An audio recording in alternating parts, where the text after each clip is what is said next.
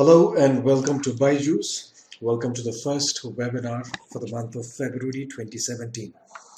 If I am not audible, please raise your hands.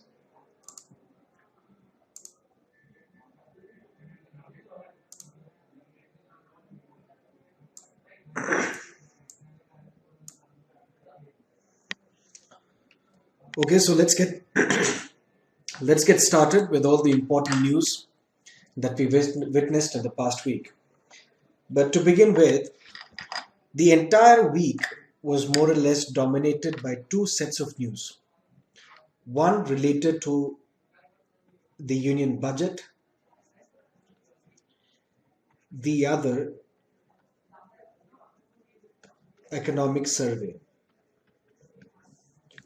Although union budget does not have much relevance from your examination point of view, economic survey, on the other hand, is a very, very important document that has huge relevance, not just for the prelims, but also from the mains point of view. And for both these topics, for the union budget 2017-2018 and also economic survey, we will have separate lectures. So in this lecture, we won't be talking about the economic survey and the budget, the union budget, which was presented on 1st of February 2017. Both these will be dealt separately in separate lectures. But there were many other news apart from the budget and economic survey that also is relevant from your examination point of view, particularly from the prelims point of view. And we will be discussing all these issues one by one.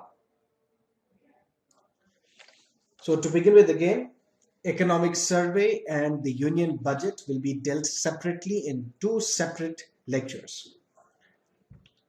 Last webinar, we talked about the Donald Trump's plan to ban the immigration from different countries, ban the refugees from Syria, and also some moratorium. And there we made a comparison between the Donald Trump's plan for banning of immigration and the Citizenship Amendment Bill, which is pending in the Parliament right now. So there has been a development on that. Mr. Satyapal Singh has come up with a statement in the Hindu newspaper that there is no similarity between what the American president has done and what the Citizenship Amendment Bill is trying to do in the Indian system. So you will have to wait and watch on what is going to be the future on the Citizenship Amendment Bill. Another thing that has happened, the Supreme Court recently dismissed the review petition filed by Tamil Nadu.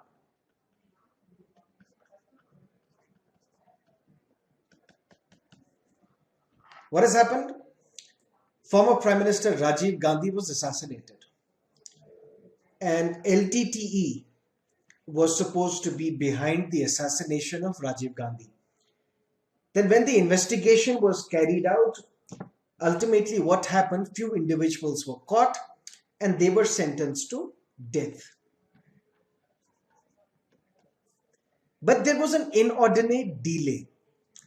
That means despite the fact that Supreme Court had confirmed the death sentence for these individuals, but ultimately, maybe because of the political considerations, these individuals were not hanged.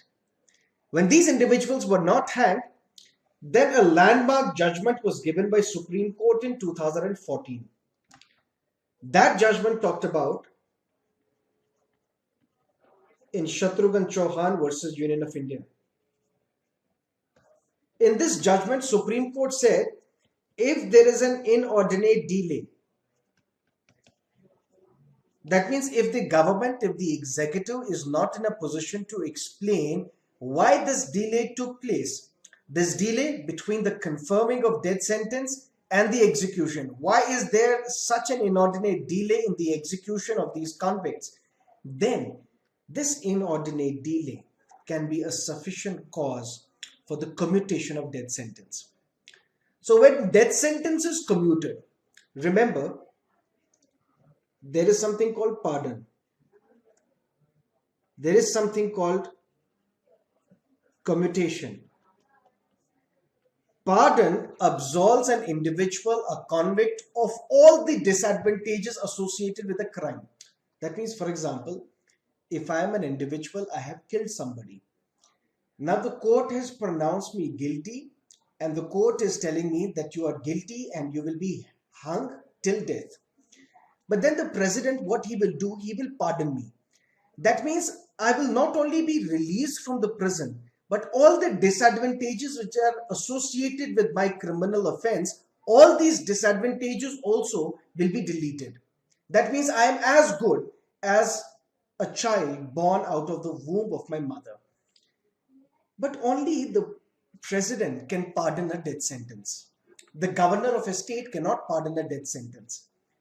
But once these individuals who were accused of assassinating Rajiv Gandhi, when because of this Shatrughan Chauhan judgment, their death sentence was commuted to life, then what happened? The government of Tamil Nadu decided to remit their sentences. That means they have been in the prison for more than 20 years. Now what we are saying that these sentences are remitted, so we are allowing them to go home. We are freeing them from the prisons of Tamil Nadu. But the central government had rejected this. Central government had told the court that this power is vested with the central government, not with the state government. And Supreme Court had accepted this.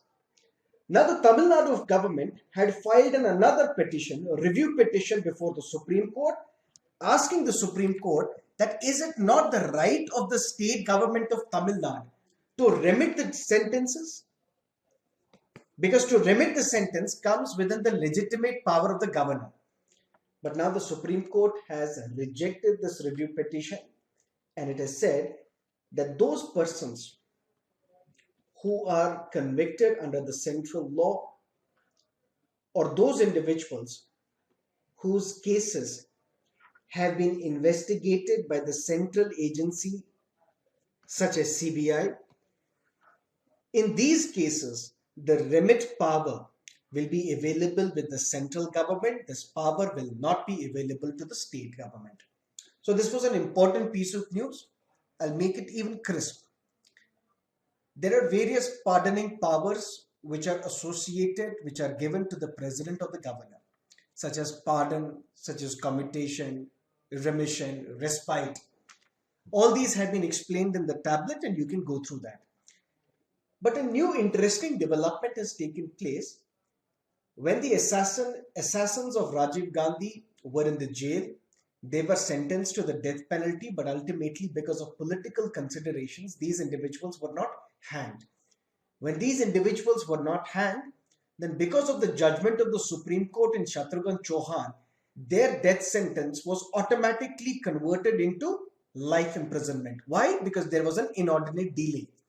But once an individual is serving life imprisonment in a jail, the power lies with the state government to remit their sentences. And this power was exercised by the Tamil Nadu state government. But ultimately, the central government went to the Supreme Court, asking the Supreme Court that this power should not be vested with the state government, but instead it should be vested with the central government. Why? And then Supreme Court also accepted this argument. The Supreme Court said all those individuals who have been convicted under a central law, all those individuals whose cases have been handled by a central agency such as CBI, all these cases, the remit power will be available with the central government, not with the state government. So this was issue number 1. If you have any confusions, any questions, please bring on your questions and we will discuss them at the end of this lecture. There is one NGO, non-governmental organization, Lok Niti Foundation. Lok Niti Foundation petitioned the Supreme Court. The petition was that SIM cards that are distributed by the telecom operators in this country, these fake SIM cards are a major threat to national security. Is there any provision by which we can legitimately come to a conclusion which is a real SIM card and which one is a fake SIM card. Government came up with a plan. Government said all the mobile subscribers, their identification details will be recorded through eKYC. That means the mechanism of Aadhaar will be used in a bid to enhance national security and prevent fake users. That means fake SIMs, these fake SIM cards do have a potential to destabilize the country. Ultimately, it is a very, very strong national security concern. The government came up with a plan before the Supreme Court, asking the Supreme Court's permission. Can we do it that we will link all the mobile subscribers with the Aadhaar card so that we can identify the real legitimate users from the fake ones, and ultimately this menace of fake SIM cards will be eradicated, minimized in this country. The Supreme Court approved this government's plan. This is significant in a sense that Supreme Court had repeatedly in various judgments said that Aadhaar should not be made mandatory because Aadhaar has privacy concerns, and these privacy concerns are looked at by a constitution bench of the Supreme Court. That means this is a historic step in a sense that Supreme Court has accepted the government's plan to record the identification details of all these mobile subscribers by linking these mobile subscribers to the Aadhaar, despite the fact that Supreme Court had told the government in the past, don't make Aadhaar mandatory because there are privacy concerns. Let's look at this angle of Aadhaar through the prism of constitution. Then you can decide whether Aadhaar is legitimate or illegitimate. And just from the examination point of view, Aadhaar is not a proof of citizenship. Aadhaar is a mere proof of identity. That means it's not a proof of citizenship, it's only a proof of identity. And this 12-digit number, 12-digit Aadhaar number, will serve as the proof of identity and address throughout this country. So this was another important judgment of the Supreme Court, or rather order of the Supreme Court. Let's look at another issue.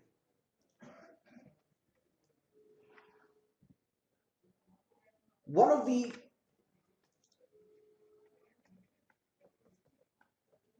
recipients of Dronacharya Award has leveled corruption charges, the allegations of favoritism against a former cricketer, against a cricketer, an Indian cricketer. So this was in the news, hotly debated in the media as well. But our point of concern is, let's look at all these important sports awards which are given out by the government. One such award is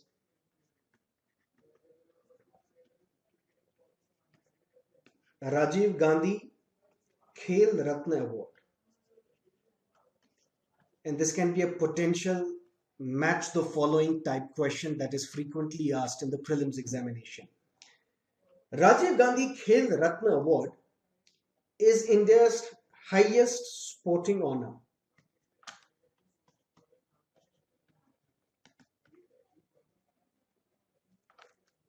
This award was constituted in the year 1991-92, and the first recipient of this award was the Grandmaster Vishwanathan Anand.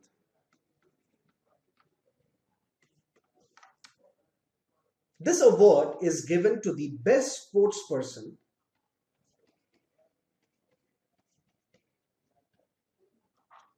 across all sport disciplines in that year.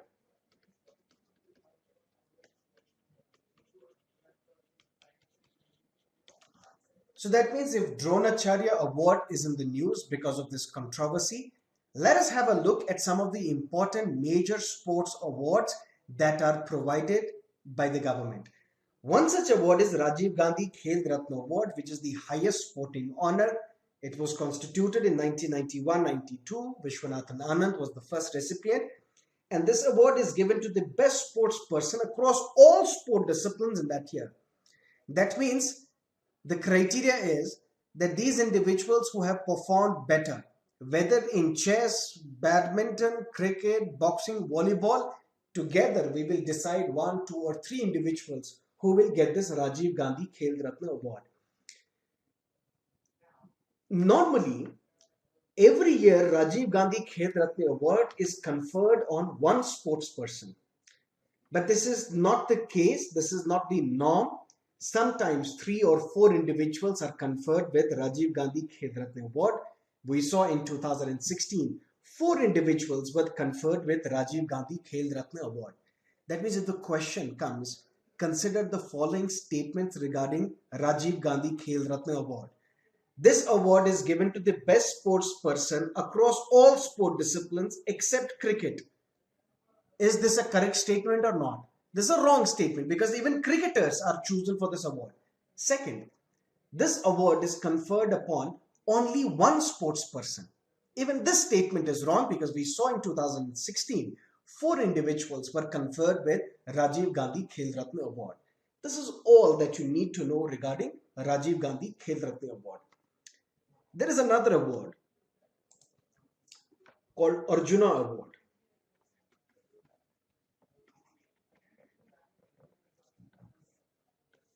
Arjuna Award were instituted in the year 1961, and every year it is given to the best sports person in each sport. That means if Rajiv Gandhi Khel Ratna Award is given to one individual from all the sport disciplines, Arjuna Award is given to best sports person in each sport. One Arjuna awardee from cricket, one from boxing, one from wrestling, and so on and so forth. So this was about Arjuna Award. Then we have this award which was in the news, Dronacharya. And this Dronacharya Award was instituted in the year 1985, and it is an award which is presented for coaches. That means those coaches who have excelled in the sports coaching, ultimately Dronacharya Award is conferred on that individual. Then we have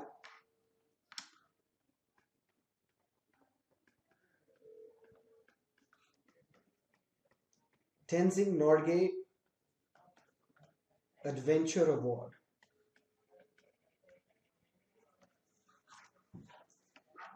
This award was constituted in the year 1993, and this award is given to individuals who excel in adventure activities.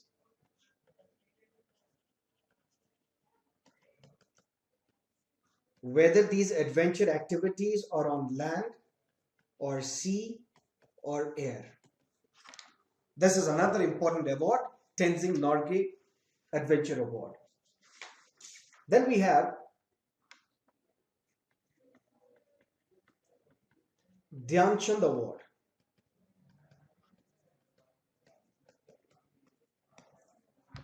This award was instituted in the year 2002, and this award is India's highest award for lifetime achievement.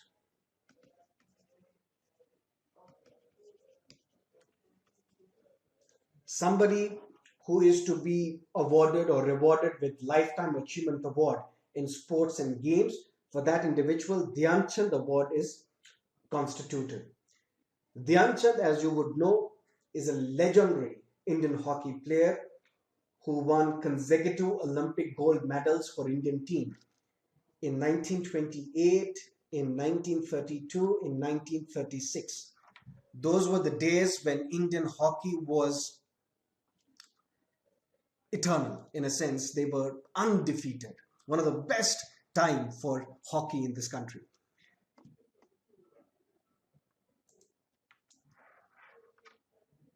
Just two more awards.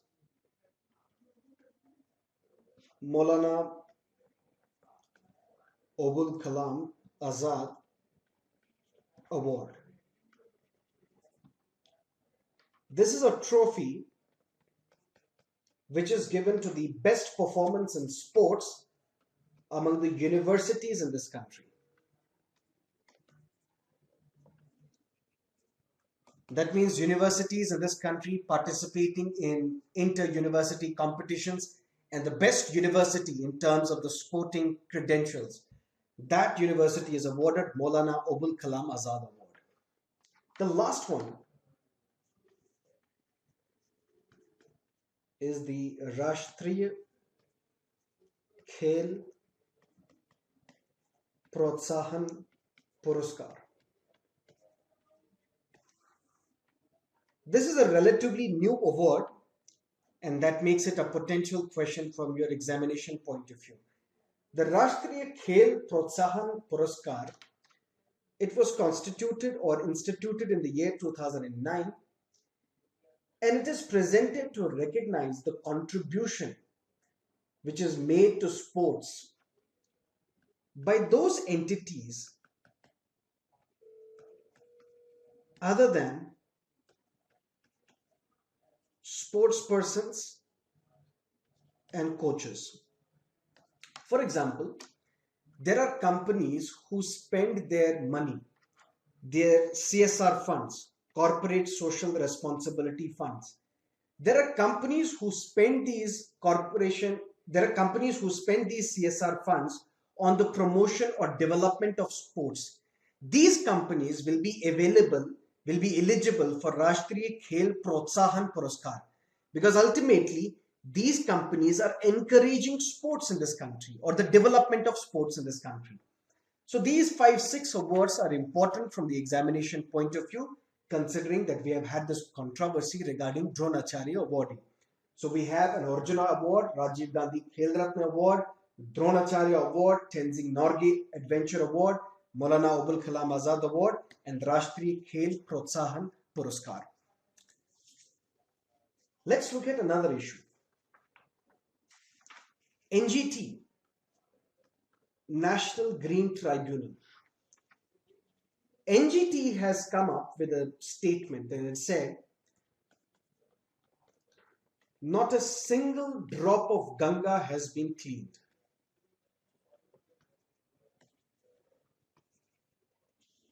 That means despite the fact that massive amount of money is being spent to clean the river Ganga, the lifeline of India, the cultural river of India, but according to National Green Tribunal, not a single drop of Ganga has been cleared. So NGT is basically questioning the Namame Gange program.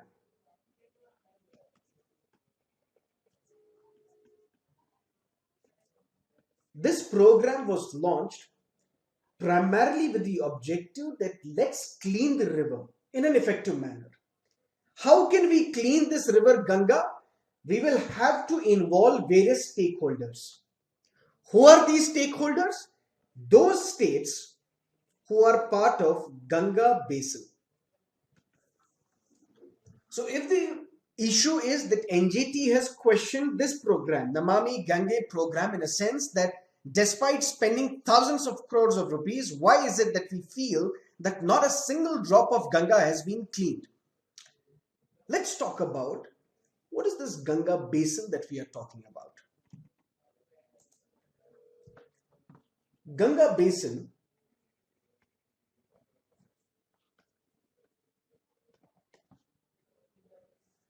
very important details from the prelims point of view, is the largest river basin in India.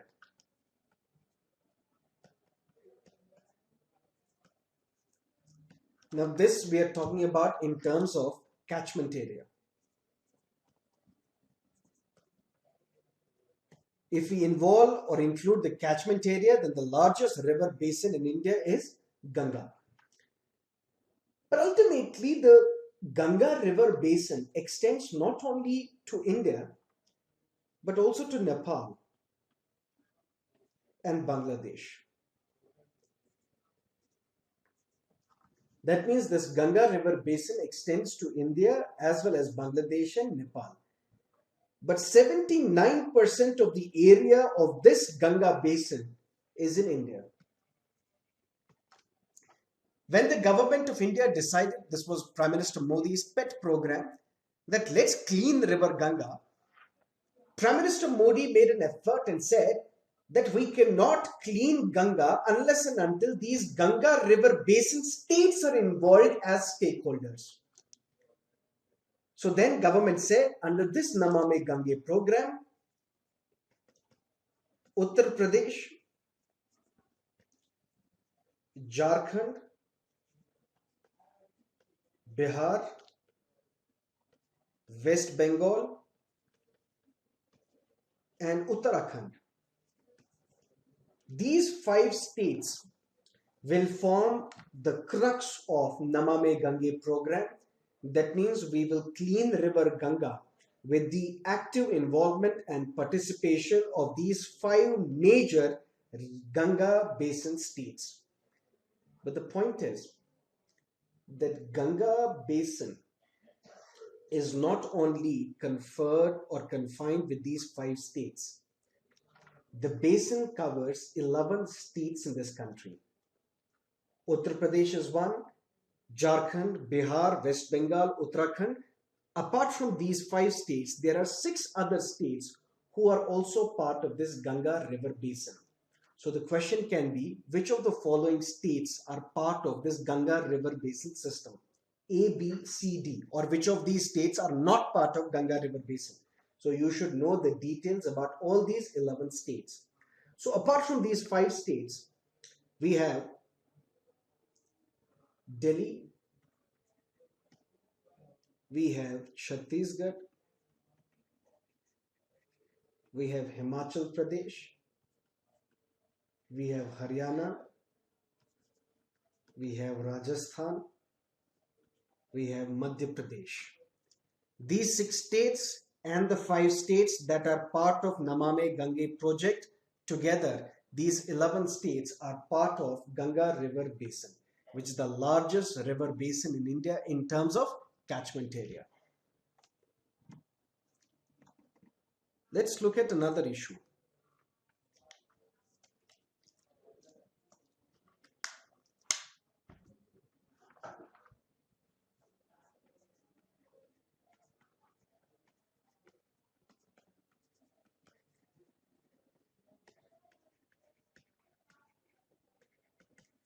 Northwest Africa 7635 deals with A, B, C, D. Such type of questions can be asked in the examination. This Northwest Africa 7635 is basically a meteorite. This meteorite was discovered in Algeria in the year 2012. And now this meteorite has given scientists unprecedented insight into volcanic activity on Mars. Because let's not forget, there are 3-4 important details from the prelims point of view. It is on Mars that the largest volcano in the solar system, Olympus Mons, is found. Recently, it has also been learned that Mars had a single volcano that continuously erupted for 2 billion years. That is why this question is important from the prelims point of view. Now, what is this Northwest Africa 7635? Basically, it's a meteorite. This meteorite was discovered in the year 2012 in Algeria, which is in Africa. And it has provided significant insight into volcanic activity on Mars, because on Mars we have the largest volcano in the solar system, Olympus Mons. It's also important to note that volcanoes which are there on Mars, they can grow enormously. Why? Because on Earth we have plates. So based on plate tectonics, what happens? Constantly the surface is shuffled. But unlike on Earth, Mars does not have these plate tectonics. That is why these volcanoes in Mars can grow enormously. So a volcano can throw out hot magma for billions of years continuously. Basically, just to repeat it, Northwest Africa 7635, it's basically a meteorite, and it talks about the volcanic eruption on Mars, because on Mars we have Olympus Mons, which is the largest volcano in our solar system. Let's look at another issue. India has signed a $201.5 million agreement with the World Bank, and the objective is to improve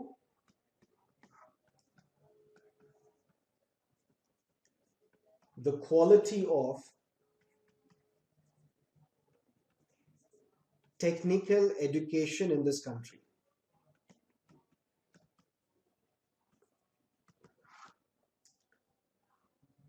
This program is called Third Technical Education Quality Improvement Program.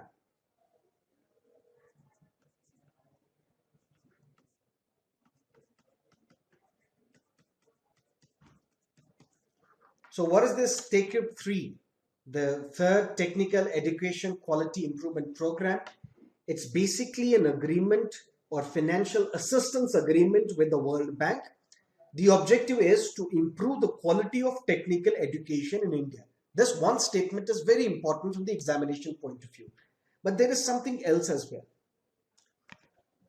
When we talk about the objective is to improve the quality of technical education in this country, what does that mean? That means the objective of this program is to enhance the quality. Quality of whom? Quality of engineering education institutes. That means the quality of these engineering education institutes should be improved. Efficiency of these engineering colleges should be increased. But are we talking about the engineering colleges of the entire country, in the entire country? No. Because this program is specific with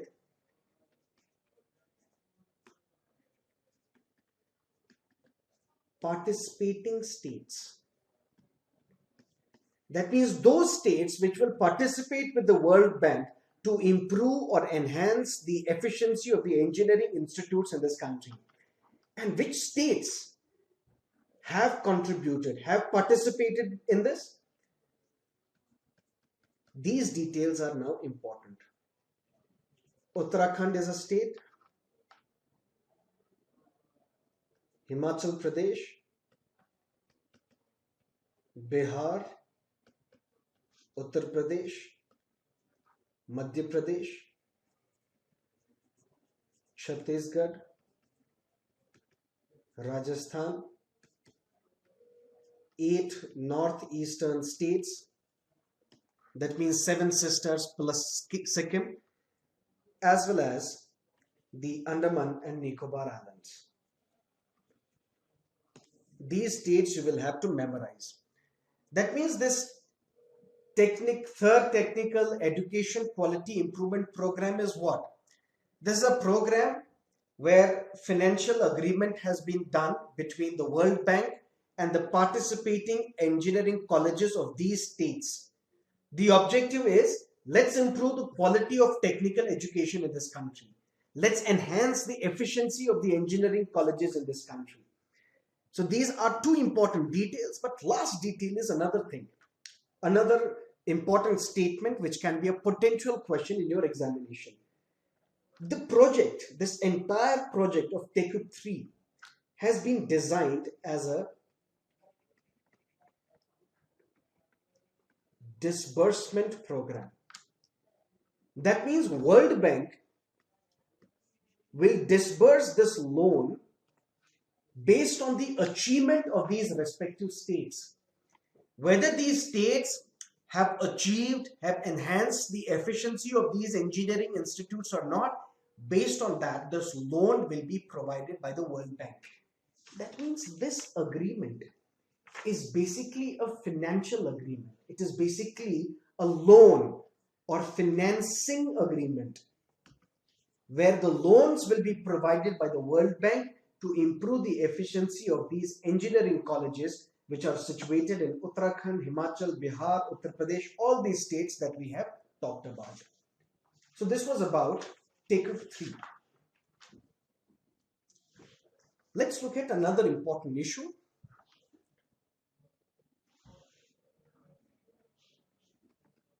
India Innovation Index.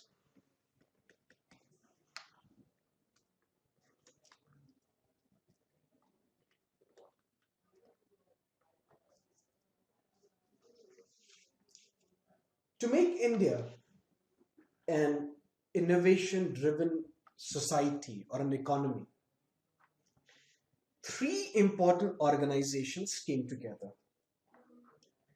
One organization is Niti Aayog,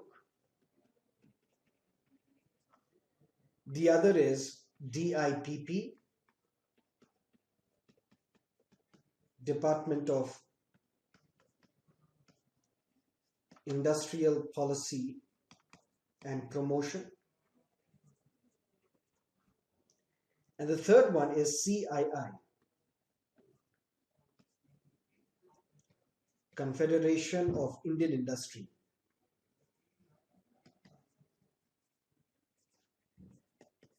Which is one of the most important industrial bodies in this country, which represents the corporate industry in this country. These three have come together and they have launched what is called India Innovation Index. What will this India Innovation Index do? This India Innovation Index is going to rank the states in this country on the basis of innovations.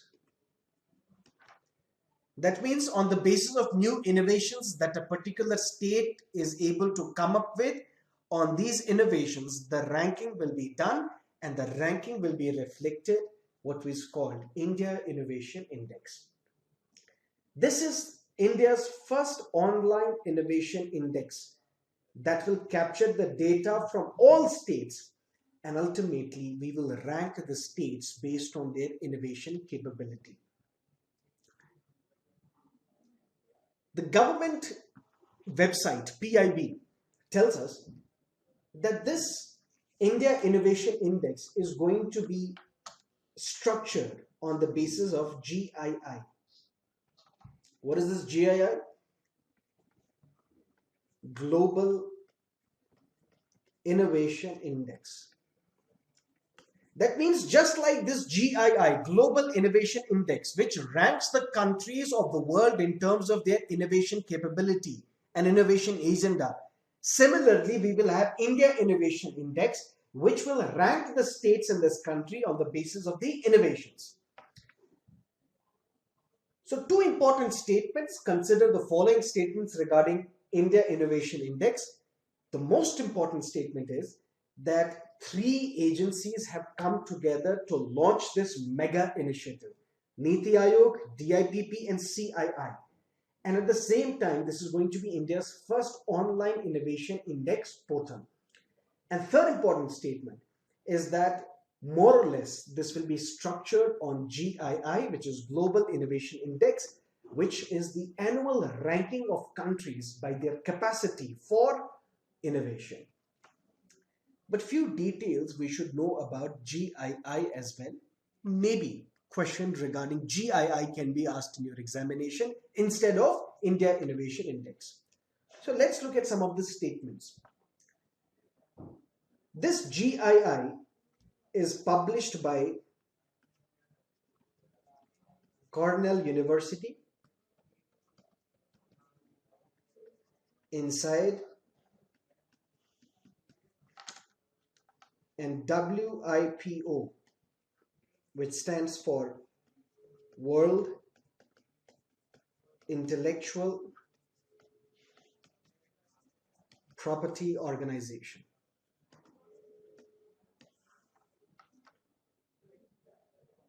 That means what happens, these three institutions, they coordinate and collaborate with each other and they come up with this Global Innovation Index. This GII is nothing but it is the annual ranking of countries by their capacity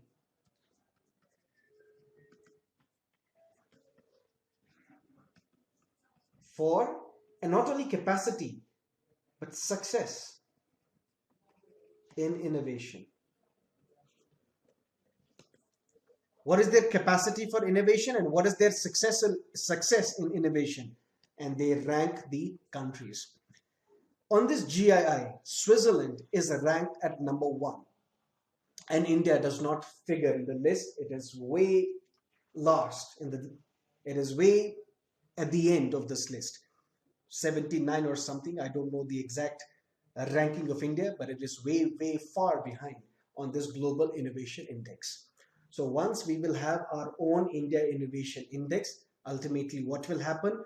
We will know the potential and the success that the states have garnered on the basis of their innovation, and ultimately more steps will be taken to make India an innovation hub of the 21st century. Let's look at other issues.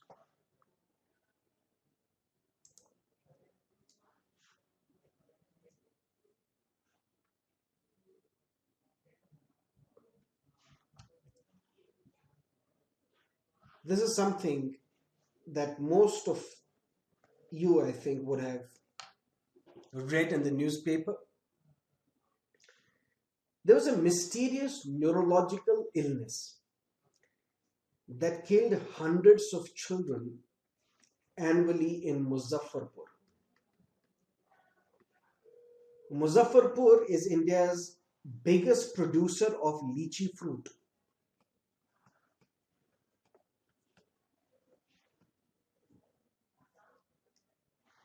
And now this mysterious neurological illness has been linked to this lychee. One of the most high profile and respected medical journals, Lancet, it published an important article, and this article was a collaboration of United States and India. That means studies like these also point out to the fact how important it is for countries to cooperate with each other, to go for joint authorship, to go for joint investigation to solve the problems of the world. US and India, the researchers from US and India, they collaborated with each other and published their report in this Lancet journal, and ultimately came to the conclusion that that mysterious neurological illness that kills hundreds of children every year in Muzaffarpur can be linked with lychee. What are we talking about? Locals call this disease chamki ki bimari. Every year since 1995, this mystery illness has plagued the town of Muzaffarpur in Bihar. What happens? Around May and June each year, large number of young children who are aged, let's say 15 years or even younger, they would abruptly have seizures or convulsions. Sometimes they will be conscious, sometimes they will be unconscious. And ultimately, half of these individuals would die. This particular incident was baffling the doctors. Doctors were not able to understand what is the actual cause of this disease. Let me give you an example. In 2014, hundreds of children were admitted to hospital who were exhibiting symptoms of this illness. And of the 390 who were admitted for the treatment, 122 died. Many teams of researchers and medical experts, they talked about and searched exclusively for the cause, but ultimately no avail. Some doctors said it's because of heat that these children are dying. Some said humidity, some said malnourishment, some said maybe because of the monsoon. Sometimes people said maybe because of pesticides. But ultimately, no one was in a position to explain why this is happening and what is the actual cause. Because the symptoms of this disease was similar to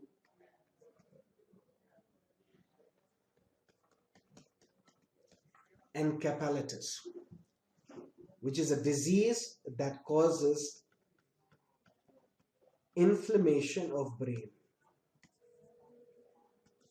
So the symptoms were similar to encephalitis, and ultimately the researchers were confused what exactly is the reason. And now, more or less, this mystery has been resolved. So what the researchers have said is that consuming lychee on empty stomach has triggered this illness and death. What is the cause? These researchers are saying that these children, basically what they do, they skip the evening meals. When they skip the evening meals, ultimately what happens? Hypoglycemia. What is hypoglycemia? This is a case of low blood sugar. That means particularly what happens? Children who skip the evening meals, they suffer from hypoglycemia, which is low blood sugar particularly. And ultimately when these children are not eating, but definitely the body needs energy. So where will body get this energy from? From fatty acids. This is what happens when people go on a fast or they starve themselves. Ultimately, when you starve yourself, you don't eat for a longer period of time. What will your body deal with? How will your body reciprocate? Your body would need energy. Now this energy would come from fatty acids. Now what will happen? These fatty acids will be oxidated. That means oxidation of these fatty acids will take place, and ultimately the energy will be released. But in these children, what happens? Lychee contains something called hypoglycin A and something called MPCG. Because of these two things, these are toxins. Ultimately, when these children who have not eaten, and because they have not eaten, they suffer from low blood sugar. Ultimately, what happens? Fatty acids are oxidated, but because of the presence of hypoglycin and MPCG in lychee, ultimately what happens? It results in the death. Brain stops functioning, leading to stroke, and ultimately these children are killed. But the point is, let's talk about, from the examination point of view, something related to lychee. Since lychee is in the news, we need details on lychee as well. If you look at the previous year's question papers, particularly in prelims, you will see sometimes the question is asked, what is the origin of chili?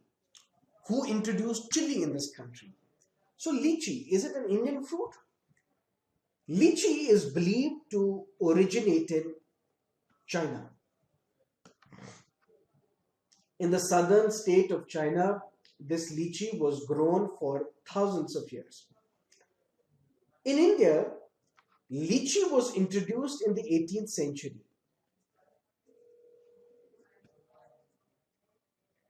Through Burma,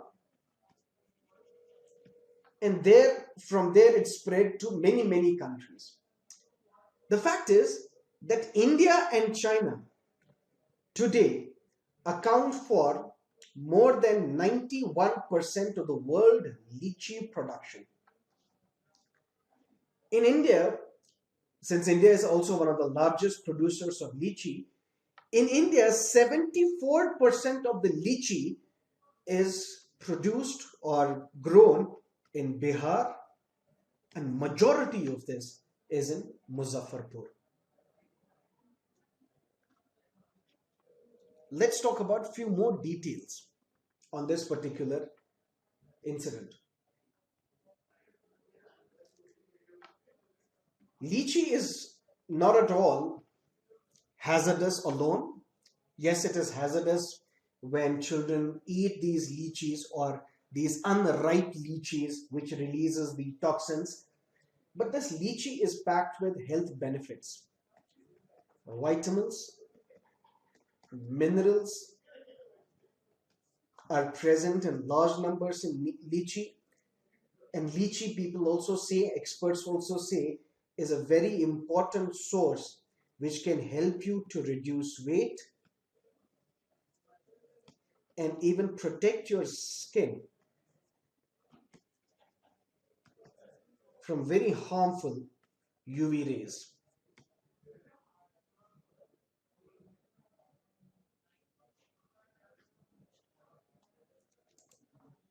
There are many people, many experts who link this epidemic, this death of children because of the consumption of lychee, with the problem that was associated with the ackee fruit. Just a minor detail, and that will complete our topic on lychee. What happened in Jamaica, which is in West Indies? There was something called Jamaican vomiting sickness. What used to happen? The children would eat this ackee fruit, and ultimately what would happen? This ackee fruit was releasing a toxin called hypoglycin, which is also present in the lychee fruit. Ultimately, hypoglycin would reduce the blood sugar level in these children, and ultimately they would die. So similarly, what lychee fruit is doing to the children of Muzaffarpur in Bihar, this ackee fruit was doing to the children of Jamaica in the year 2013. So this is an Indian connection with this.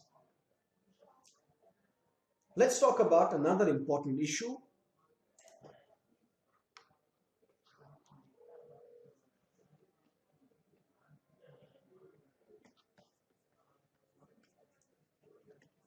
America versus Iran, once again.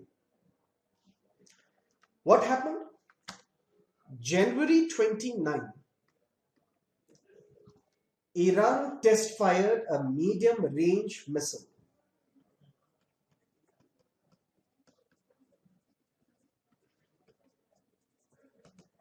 This medium range missile was fired, and ultimately White House said that this violates United Nations Security Council Resolution 2231.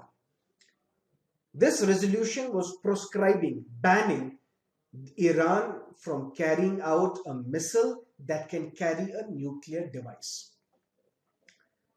Ultimately, Iran reciprocated.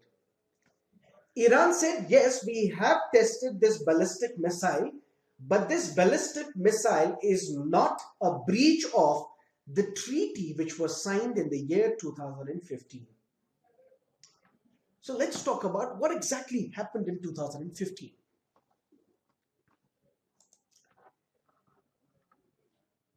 Israel has a policy of opacity. That means Israel is not revealing whether they possess a nuclear weapon or they do not possess a nuclear weapon. But the world knows that Israel does possess a nuclear weapon. And there are a few countries in this world, for example, United States, France, China, India, Pakistan, which possess a nuclear weapon.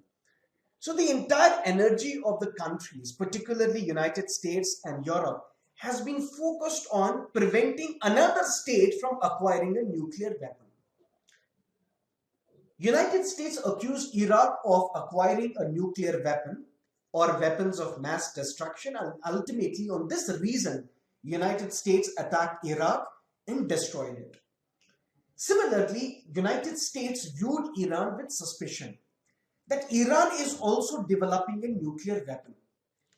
This Middle East area is very scary and it is highly volatile and unstable as well, particularly after the Arab Spring.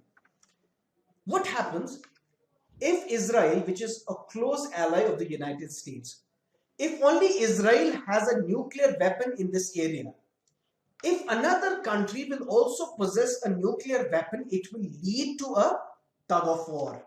It will lead to a war where each country will try to outdo another country in terms of weapons. So this weapons war will kill this Middle East and ultimately will kill the world. So United States viewed Iran with suspicion that yes, Iran is also developing nuclear weapon, and sanctions after sanctions were imposed on Iran. Iran's economy was crippled. Then sanctions were imposed by Europe as well, other countries of the Europe as well, and Iran could never come out of these sanctions.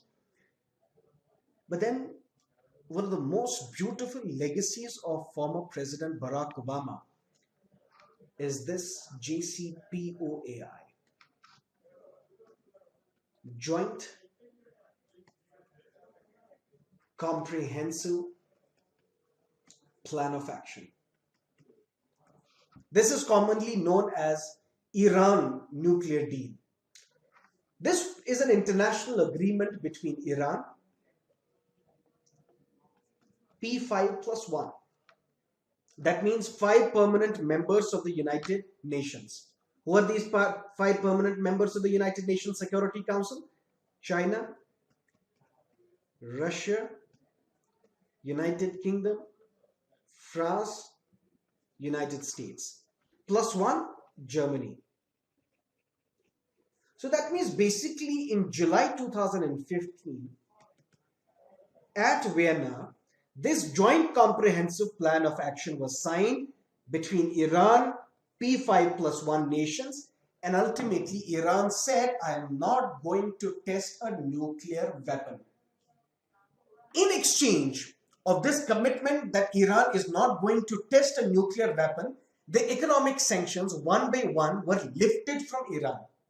Although there are still sanctions against Iran, but some of the sanctions were lifted from Iran, and Iran recently, for the first time, got an international plane. So ultimately, this was viewed by many people in the West, in Europe, as one of the most lasting legacies of President Barack Obama. But in one single stroke, what Donald Trump has done, it has imposed sanctions on Iran. Why? Because Iran conducted a test of ballistic missile. But this test in itself was not a violation of this Iran nuclear deal. So if the path is again that of confrontation between Iran and United States, ultimately it will not be a good thing for Middle East, because Middle East as of now is going through a crisis. Let's not forget, Iran is not like Mexico. Iran is not dependent on United States for its survival, just like Mexico is. So Donald Trump should not treat Iran just like he is treating the Mexico. Iran has a strong influence today in Middle East. And Iran is actively participating with Russia against the Islamic State. Iran has a very, very important role to play in the Houthi rebels. These Houthis, who are predominantly Shias. Iran is also a Shia-dominated country. Iran is funding these Houthi rebels against Saudi Arabia, who are based in Yemen. So ultimately, the influence of Iran is very vast in the Middle East. So if the world needs stability in Middle East, then it requires cooperation between United States, Iran, Russia, and other Western powers. confrontation at this very, very significant time period of our history is not going to do better for the Middle East. So instead of a rhetoric, we need patience and we need statesmanship from Donald Trump rather than confrontation that will lead to even crisis in the Middle East. Let's talk about another important issue.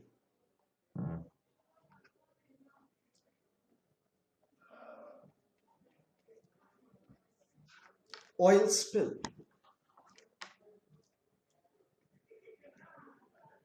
28th January, two cargo ships collided. They collided outside Tamil Nadu's Kamarajar port in Chennai. This collision caused an oil spill which has now spread up to 35 kilometers. Port authorities were caught unprepared, and if you look at the TV visuals, volunteers were found removing the sludge manually using large buckets. Similar oil spill we witnessed way back in the year 2010, which is famously called as Mumbai oil spill. This caused serious damage to our sea marine life. But that means 7 years after the Mumbai oil spill, no lessons have been learnt by the government of India and by the respective state governments. Let's look at all these things in slight detail.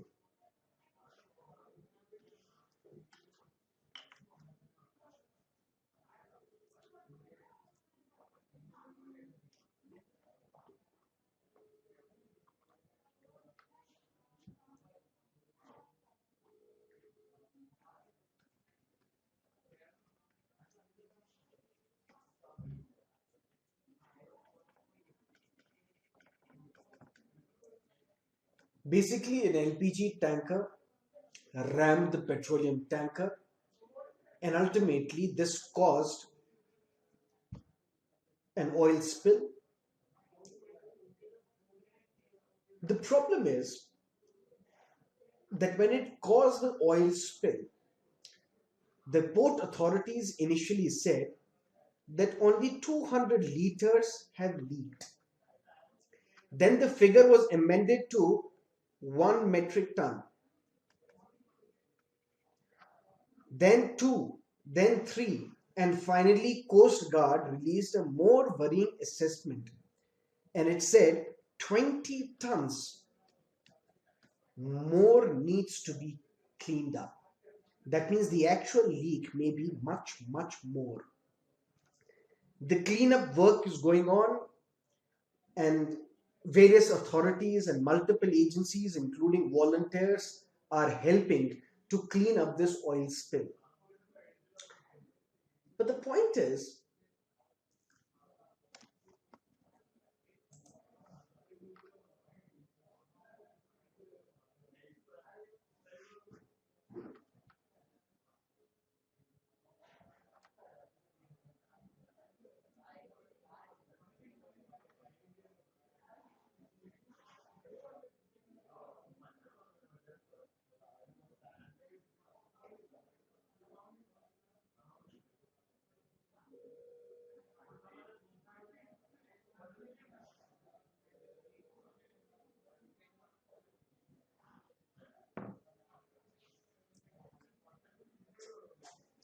sorry for the inconvenience, there was no signal from my end. So last time we talked about this oil spill. I told you that two tankers had collided with each other, resulted in the oil spill. We saw a similar event in the year 2010 in Mumbai, but ultimately no action has been taken, no lessons have been learned. But what can possibly be done? This is where the concept of bioremediation comes into play. What is bioremediation? For example, this is the environment. Let's say this is the sea. This sea has been contaminated by contaminants. That means this natural environment has been altered. If we want to bring this natural environment back to its original life, what needs to be done? That process is what we call bioremediation. That means bioremediation is any process by which we use microorganisms or green plants or enzymes or fungi. If we use these microorganisms or fungi so that we can alter or we can return the natural environment which was altered by contaminants, if we can get this natural environment back to its original condition because of these organisms, this is what we call bioremediation. But who can help in case of this oil spill? Dr. Banwari Lal has been working with TERI. TERI stands for the Energy and Resource Institute. Banwari Lal is working at TERI on what we call bioremedial methods to clean up oil spills. And he is working on this area for close to 2 decades now. His team has developed a technology called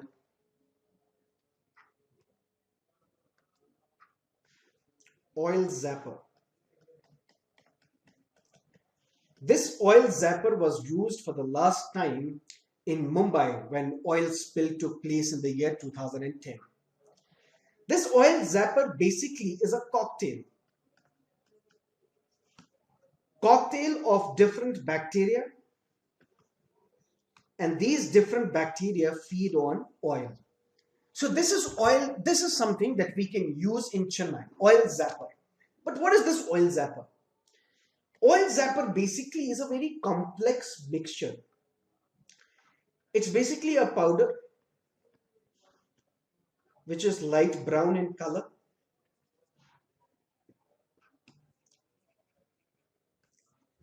And 4 different bacteria are used. That means once we use bacteria to turn to life a natural environment which had been contaminated, that means it is a bioremedial device. What is this oil zapper basically? It's a powder. And this powder consists of 4 different categories of bacteria that degrade the hydrocarbons. That means the oil. How does it work? If you look at, this is sea. In sea also, there are bacteria that feed on oil.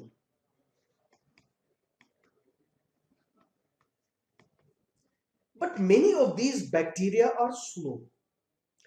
So this TERI Institute, they selected some bacteria which are faster and which are effective. That means this powder is then thrown into the sea which is contaminated by the oil. This powder will contain microorganisms, these bacteria, and these bacteria will eat up the oil. Once this bacteria will eat up the oil, that means oil spill is controlled. But what will happen to these bacteria? Now you will say, because of the presence of these bacteria, this sea water is contaminated. But ultimately, these bacteria would also be killed. Why? Because they would not have any food. Because after they have consumed oil, their food is also gone. This is something that oil zapper does, and it did successfully in Mumbai oil spill of 2010. So what is this oil zapper? Oil zapper is basically a powder which is thrown into the sea, into the water which is contaminated. Ultimately, the bacteria, the microorganisms which are contained in this powder, they eat up this oil, and ultimately later on they themselves get killed. because once the oil is finished, they also die because their food is gone. But the point is,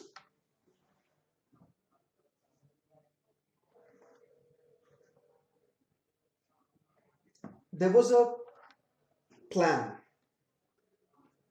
These two details are important from the prelims point of view.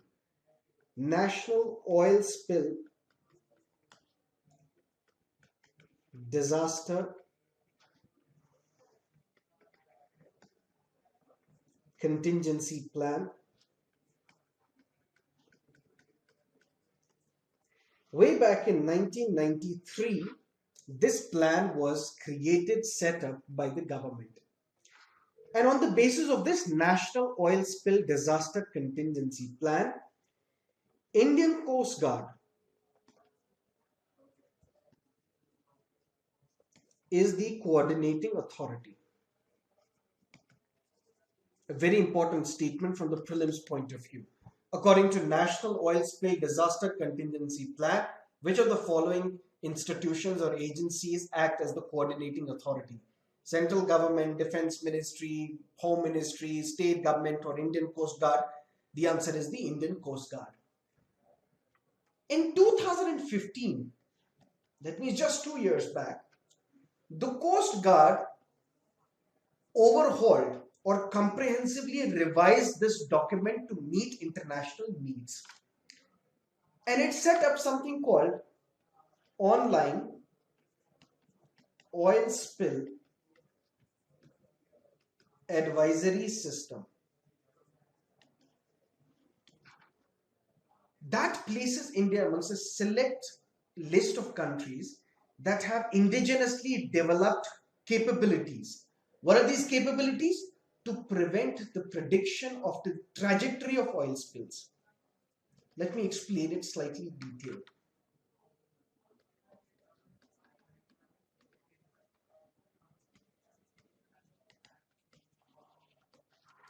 So the issue is oil spill has taken place in Chennai.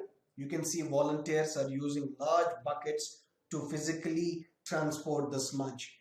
Ultimately, the government machinery has failed and no lessons have been learned from a similar oil spill way back in the year 2010 in Mumbai. But the point is, if this oil spill is in the news, oil zapper can be asked in the examination. An oil zapper is a very important tool that was used in 2010 as well. But what about the government preparedness level? In 1993, something called National Oil Spill Disaster Contingency Plan was formulated by the central government. And based on these plans, the coordinating authority is Indian Coast Guard.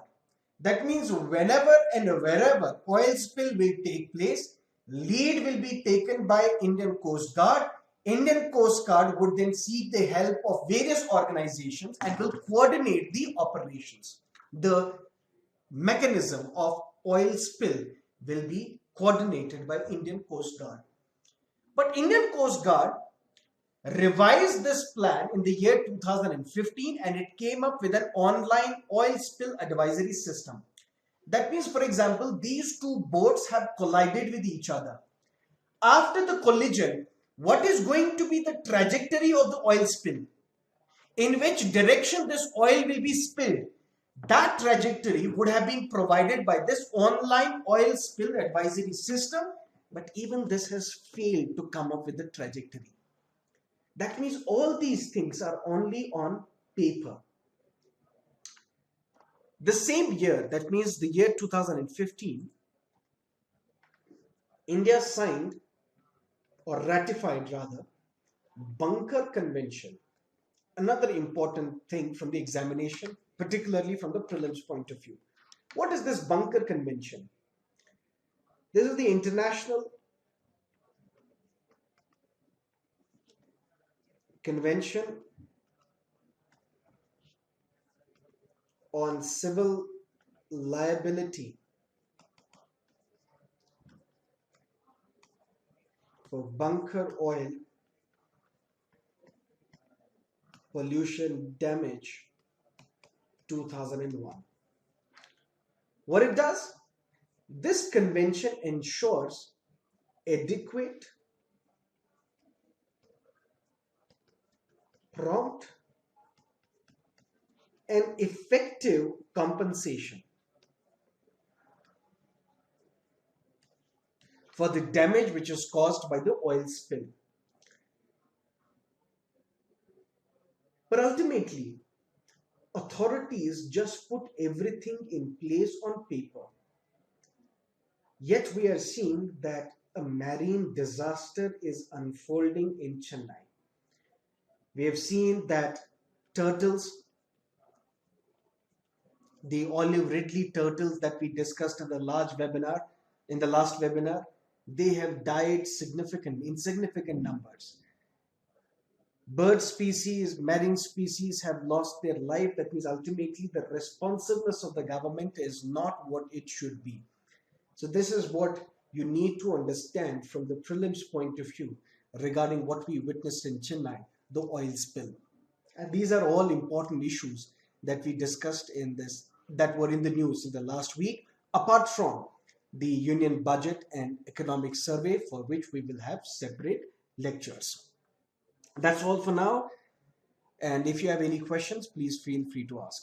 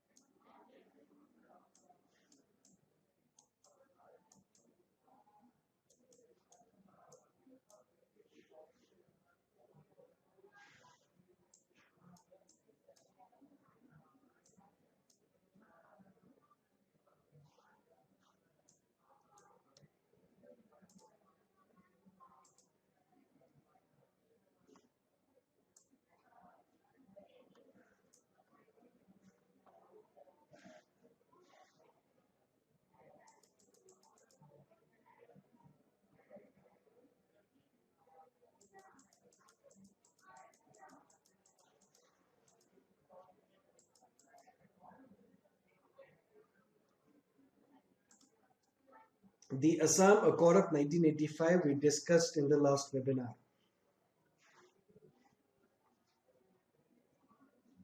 wherein all the migrants who illegally entered into India after 1971, they will be deported.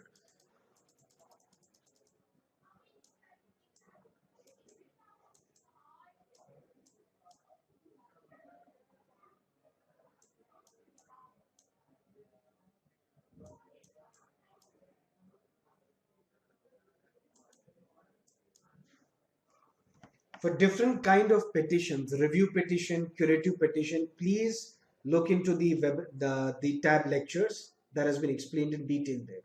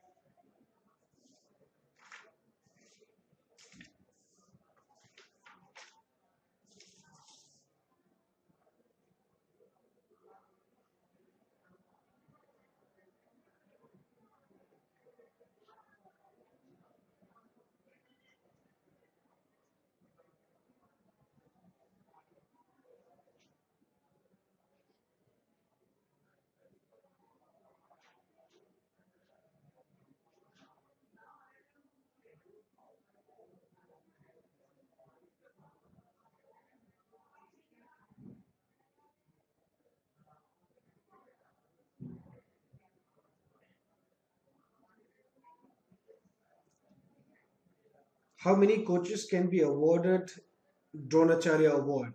The number is not specific because in 2016 we saw Mahavir Singh Phogat, the father of Geeta Babita Phogat, who won the Commonwealth Gold, and later on he was awarded Dronacharya Award. Similarly, someone in gymnastics, the other in athletics, Rajkumar Sharma in cricket was awarded Dronacharya Award. So we saw five, six, or close to six Dronacharya Awards this year itself.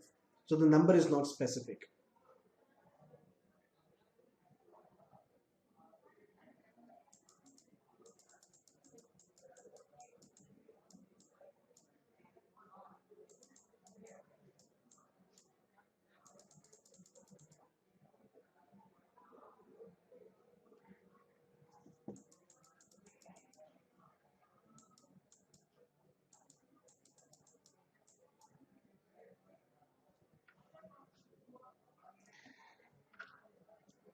Yes, only president has the power to pardon, but we are not talking about pardon. We are talking about remittance of the sentence. So in that case, the state government has the right to remit the sentences, not necessarily a death sentence.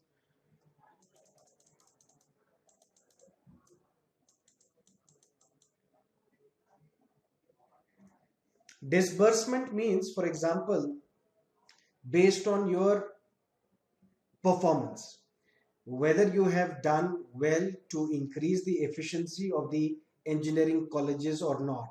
If you have performed well, then based on your performance, the loan will be provided to you by the World Bank. That is what we call disbursement.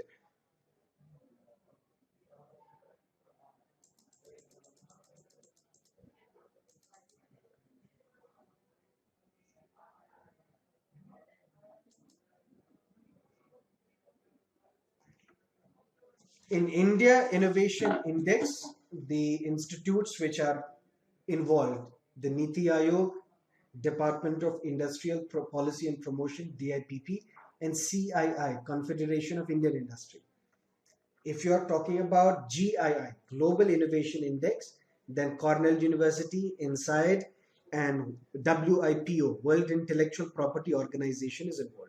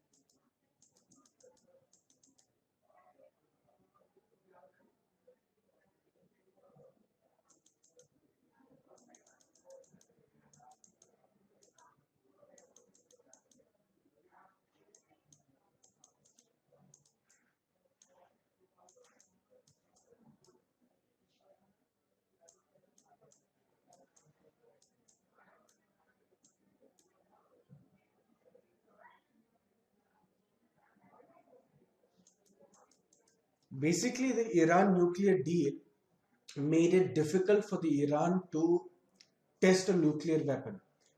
Or in other words, we can say it made it a long process. That means it has cut the ability of Iran to conduct a nuclear test by 2 years, or let's say more than 12 months.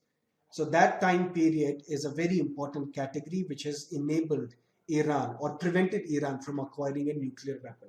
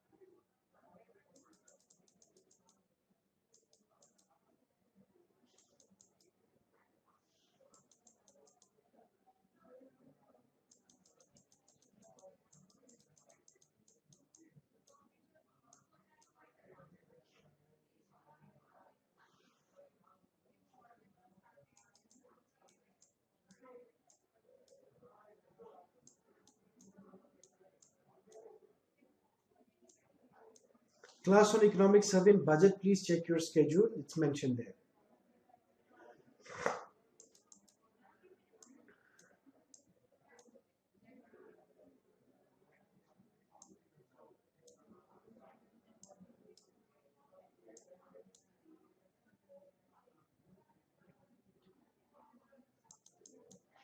Dronacharya Award is given to coaches who have significantly helped the individuals excel in their fields. Now, it may be from a single field or many other fields. So, Dronacharya Award is not given to the best coach of each sport, but best coach in all the general sports arenas or activities that we have. For example, I told you that this year one coach from cricket, the other from athletics, the other from wrestling were awarded Dronacharya Award. It doesn't mean that every year we will have one Dronacharya awardee from every single sport. That's not the case.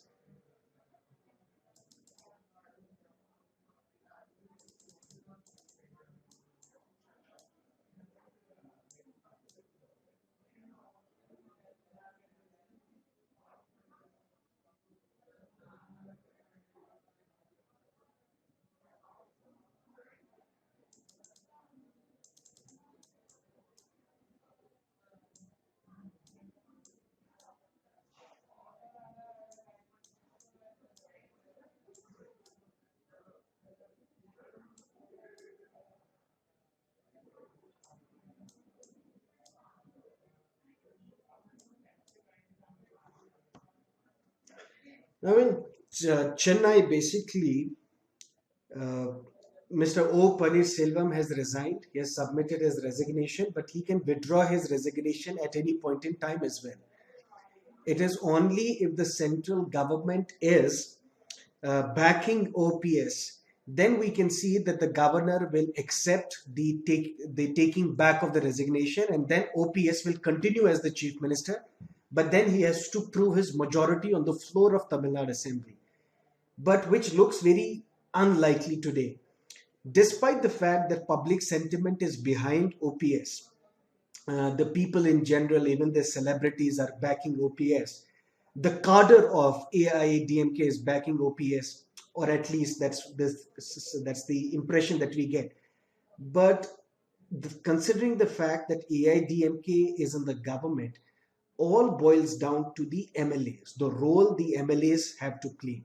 So if the majority of these MLAs will back Sasikala, ultimately there is no power on this earth that can stop Sasikala from becoming the chief minister. And those loyalists of OPS who may not vote or who will vote against the confidence motion, which might be introduced by VK Sasikala if she is sworn in, then all these individuals will be disqualified under anti-defection law. And if these individuals are disqualified, then DMK and Congress might come into play. They will have the numbers and they will form the government, because the effective strength of the legislative assembly will reduce. Let's see, it's a game of thrones, right? It's a musical chair going on in Chennai.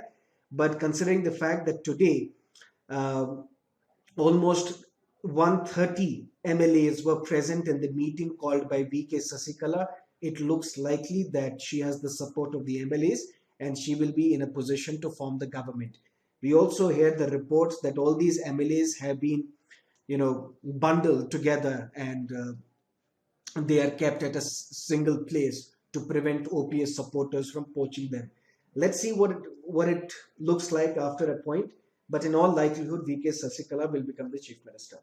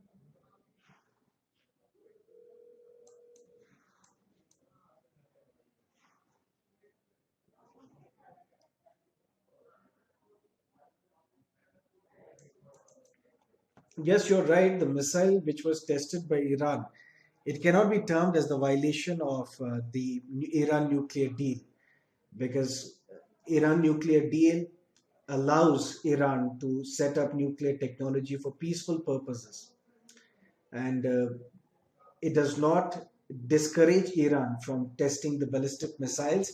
But if they carry out the nuclear test, then that is a point of concern. That would be the violation of the nuclear deal.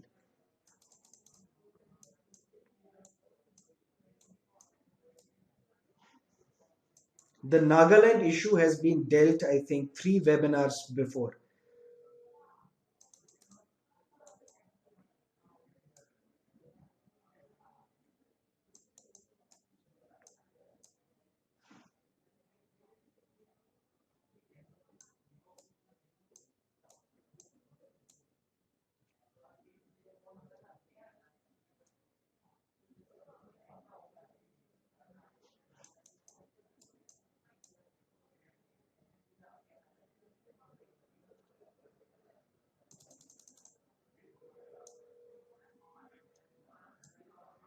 Previous webinars are available on the portal. Please check them.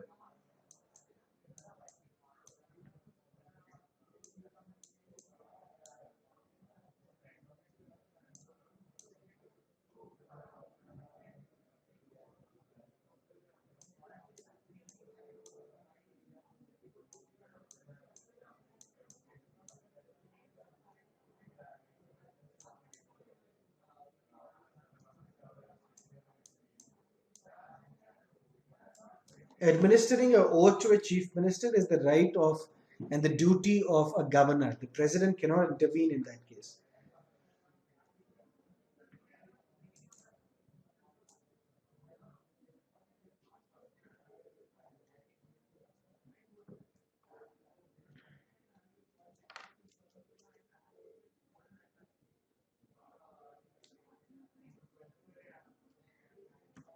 Mahavir Singh Phogat was awarded Dronacharya not because he coached his two daughters, but he is coaching a large number of people in Haryana as well. So precisely for that he was awarded Dronacharya Award.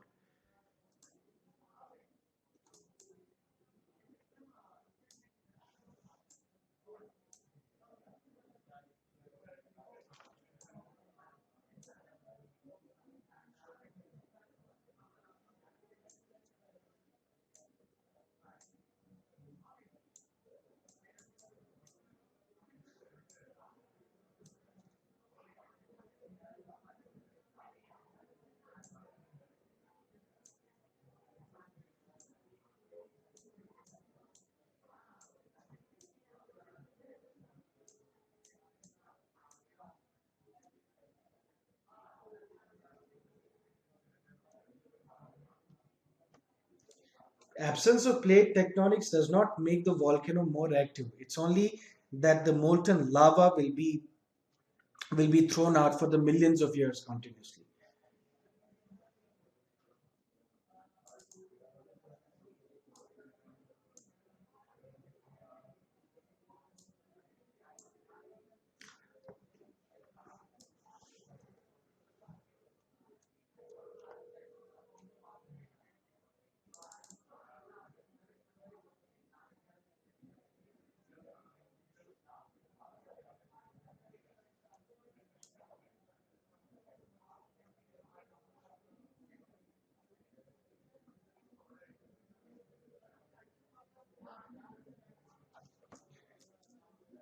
Donald Trump says that United Nations Security Council resolutions have been breached by Iran by conducting a missile test. Iran is saying that we have not violated the nuclear deal of 2015. So that is the point of contention.